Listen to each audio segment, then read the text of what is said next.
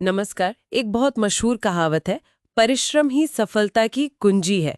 और जब हम भारत की खेती-बाड़ी की बात करते हैं, तो ये सफलता महिला किसानों के बिना तो बिल्कुल अधूरी है। पर इस सच को अक्सर अनदेखा कर दिया जाता है। तो आज हम इसी पर एक गहरी नजर डालेंगे। भारत में महिला किसानों की क्या स्थिति है, उनकी भूमिका क्या है, कौन से मुश्किलों से वो रोज जूझती हैं, और हाँ, उन मुश्किलों को कम करने के लिए क्या कुछ हो रहा है। ये विषय यूपीएससी की तैयारी करने वालों के लिए बहुत अहम हो सकता है, मतलब मेंस और प्रीलिम्स दोनों के लिहाज से। और वैसे भी आम जानकारी के लिए भी ये बहुत ज़रूरी है। और ये चर्चा इसलिए भी एकदम सही समय पर है क्योंकि संयुक्त राष्ट्र ने 2026 को अंतर्राष्ट्रीय महिला किसान वर्ष घोषित किया है।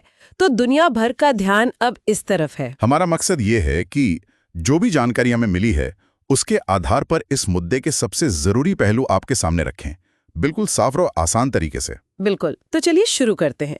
सबसे पहले तो ये समझते हैं कि खेतीबाड़ी में महिलाओं का योगदान असल में कितना बड़ा है। अगर हम विकासशील देशों को देखें तो वहाँ खाने पीने का 60 से 80%। हाँ, 60 से 80, ये तो बहुत ज्यादा है। हाँ, वो महिलाओं के दम पर है। और दक्षिण एशिया में करीब 39% खेती हर मजदूर महिलाएं हैं। और अपने देश भारत में यहाँ तो आंकड़ा और भी बड़ा है। लगभग 80% कामकाजी महिलाएं खेती से जुड़ी हुई हैं। सोचिए जरा। 80%, ये वाकई बहुत अहम बात है। बिल्कुल। लेकिन यहीं पर एक अजीब सी बात सामने आती है। इतना बड़ा योगदान, पर पहचान और फायदा दोनों कम।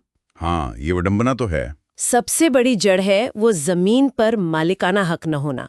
आंकड़े बताते हैं कि भारत में सिर्फ 14% जमीनों की मालिक महिलाएं हैं। और वो एनएफएचएस मतलब राष्ट्रीय परिवार स्वास्थ्य सर्वेक्षण, उसका आंकड़ा तो इसे और भी कम बताता है, शायद 8.3% के करीब। हाँ, 8.3%। मतलब 10 में से एक महिला किसान के पास भी पूरी तरह से जमीन का हक नहीं है, जबकि काम 80% कर रही हैं। बिल्कुल, और इसका सीधा असर पड़ता है फिर आगे की चीजों पर। जैसे कि बैंक से कर्ज मिलना मुश्किल हो जाता है।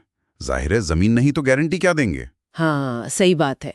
फिर वो नई मशीनें खरीदना चाहें या कोई नई तकनीक अपनाना चाहें, उसमें पैसा नहीं लगा पाती। तो उनकी पैदावार भी कम रह जाती होगी और कमाई भी। बिल्कुल, उत्पादकता पर असर पड़ता है और उनकी आर्थिक आज़ादी भी सीमित हो जाती है। ये सिर्फ आंकड़े नहीं हैं, ये उनकी रोज की कमाई और उनके फैसलों पर सीधा असर डालते हैं। हाँ, और देखिए, ऐसा नहीं है कि इस चुनौती पर जमीन के हक वाली बात पर ध्यान नहीं दिया गया है।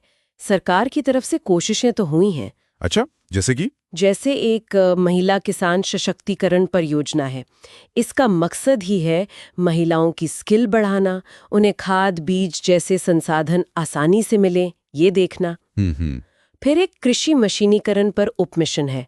इसके तहत खेती की मशीनों पर सब्सिडी मिलती है और इसमें महिलाओं का भी ध्यान रखा गया है। और कुछ? हाँ, एक और अहम बात है, जो राष्ट्रीय खाद्य सुरक्षा मिशन है, उसके बजट का 30% हिस्सा महिला किसानों के लिए अलग रखा गया है। अच्छा, तो मतलब इरादा तो नेक लगता है इन योजनाओं का। हाँ, इरादा तो यही है कि खेती में जो मर्द औरत के बीच का फासला है वो कम हो, ऐसी खेती को बढ़ावा मिले जो पर्यावरण के लिए ठीक हो, और महिलाओं को कर्ज, बीज, खाद, नई तकनीक, ये सब आसानी से मिले। लेकिन सवाल यह है कि ये योजनाएं जमीन पर कितनी कारगर हैं? बिल्कुल सही सवाल।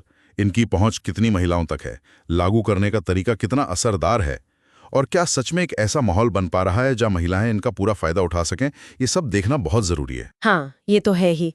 और इन सब मुश्किलों के ऊपर एक और बहुत बड़ी चुनौती आ गई है, जलवायु परिवर्तन, क्लाइमेट चेंज। हाँ, ये तो स्थिति को और बिगाड़ रहा है। हाँ, ये जो पहले से असमानताएं हैं उनको और गहरा कर रहा है। मौसम का बिगड़ता मिजाज, कभी बेमौसम बारिश, कभी सूखा, इसका सबसे ज्यादा बोझ अक्सर महिला किसानों पर ही पड़ता है। बिल्कुल, उन्हें पानी लाने और चारा इकट्ठा करने के लिए और ज्यादा मेहनत करनी पड़ती है। इसका एक अच्छा उदाहरण मुझे असम में चल रहा इनएक्ट प्रोजेक्ट लगता है। हाँ, enact, enhancing climate adaptation of vulnerable communities. हाँ, वही।